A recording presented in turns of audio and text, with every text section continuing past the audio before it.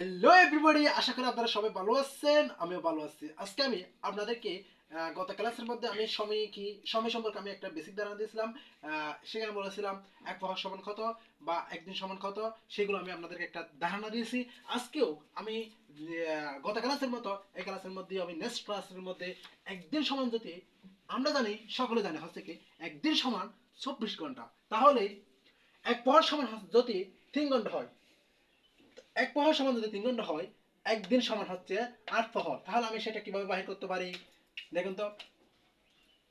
একদিন সমান যদি 3 ঘন্টা হয়, সরি, একদিন সমান যদি 8 প্রহর হয়, তাহলে এক প্রহর সমান হচ্ছে 3 ঘন্টা। তাহলে সেটা আমি কিভাবে বাহির করতে পারি দেখেন তো।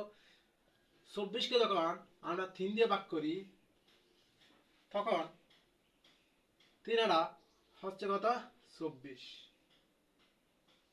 তাহলে কত প্রহর পাইছি? এটা হচ্ছে 8 প্রহর।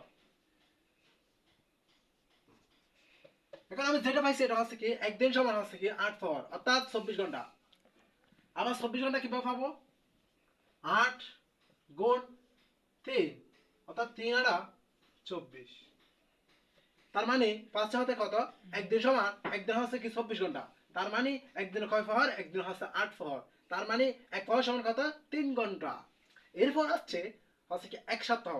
আমরা স্বাভাবিকভাবে জানি এক সপ্তাহ সমান হচ্ছে কি 7 দিন। তাহলে 7 দিন যদি এক সপ্তাহ হয়, তাহলে এক পক্ষ সমান হচ্ছে কি 15 দিন। এক পক্ষ সমান হচ্ছে কত দিন?